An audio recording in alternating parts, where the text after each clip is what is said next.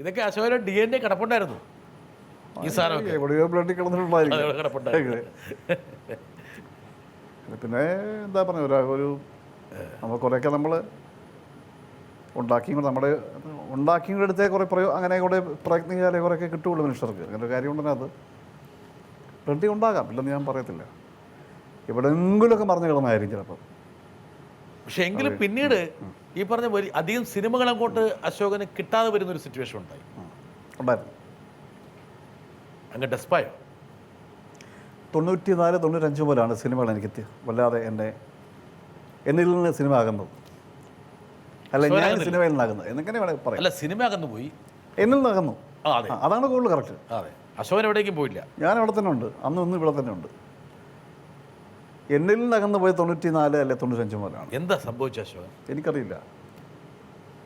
അപ്പോൾ അതൊക്കെ സിനിമയുടെ ഒരു ഭാഗം. തിരക്കഥാകൃത്തുകളെയും സംവിധായകന്മാരെ കാണുമ്പോൾ ഞാനിവിടെ ഉണ്ടായിരുന്നു, നമ്മളിതൊന്നും ഇല്ലേ. ഇന്ന് ഈ കാലം മോശമാകുമ്പോൾ ഞാനെല്ലാം എന്ത് പറഞ്ഞാലും കേൾക്കില്ല. ചിലപ്പോൾ നമ്മളെ സ്വന്തം നാക്കായിരിക്കും പാമ്പായിട്ട് വരുന്നത്. അങ്ങനെ നമ്മൾ നാക്കൊണ്ട് കുഴപ്പമൊന്നും ഉണ്ടാക്കിയിട്ടില്ല. പക്ഷേ അങ്ങനെ തിരിക്കുന്നവരുണ്ടാവുമല്ലോ.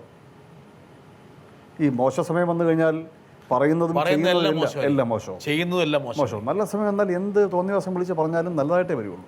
അശോകൻ എന്നുള്ള വളരെ അനുഗ്രഹീതനായിട്ടുള്ള നടന് മലയാളിയുടെ നടുവിൽ സാന്നിധ്യം കുറഞ്ഞു വന്നു.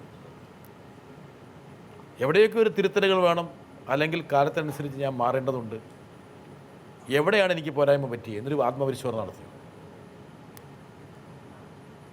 ഇതൊക്കെ നമ്മൾ ആലോചിക്കുന്ന കാര്യമാണ്.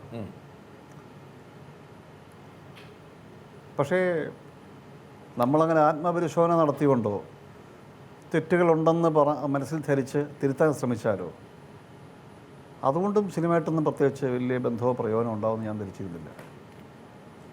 അതൊരു കാര്യമില്ല. വരുന്ന വഴി തങ്ങില്ല. കിട്ടുന്ന നമുക്ക് കിട്ടും. വിശ്വാസിയാണ്. കിട്ടാൻ പാടില്ലാത്തത് കിട്ടുകയില്ല. വലിയ വിശ്വാസിയാണ്. അത്യാവശ്യം ഒരു വിശ്വാസം ഇങ്ങനെയുള്ള അനുഭവങ്ങൾ കൊണ്ട് എനിക്ക് ഉണ്ടായിട്ടുണ്ട്. അത് അങ്ങനെ അനുഭവം എന്ന് പറഞ്ഞാൽ കാലങ്ങൾ കഴിഞ്ഞ ശേഷമാണ്. ഇതൊക്കെ കുറേ വർഷത്തിന് ശേഷം അത്യാവശ്യം തോന്നി തുടങ്ങിയൊരു കാര്യമാണ്. അല്ല, ഞാൻ അത് പറഞ്ഞുകൊണ്ട് ചിലപ്പോൾ അത് കിട്ടിയില്ല, ഇത് പറഞ്ഞത് കിട്ടിയേനെ എന്നൊക്കെ ഒരു ധാരണ പലർക്കും ഉള്ള പോലെ എനിക്കുണ്ടായിരുന്നു. പക്ഷേ അതിലൊന്നും അല്ല കാര്യം. കിട്ടേണ്ടത് നമുക്ക് കിട്ടും. കാരണം എല്ലാവർക്കും ആ തെങ്ങ കിടക്കുന്നത് മാങ്ങയാണ് എന്ന് ഒരാൾ പറഞ്ഞു കഴിഞ്ഞാൽ ശരിയാ എന്ന് പറഞ്ഞാൽ അയാൾക്ക് സന്തോഷമോ ആ സന്തോഷം കൊണ്ട് പറയുന്നവൻ എന്തെങ്കിലും ഗുണമോ കിട്ടുമെന്ന് ഒരിക്കലും ഞാൻ വിശ്വസിക്കുന്നില്ല.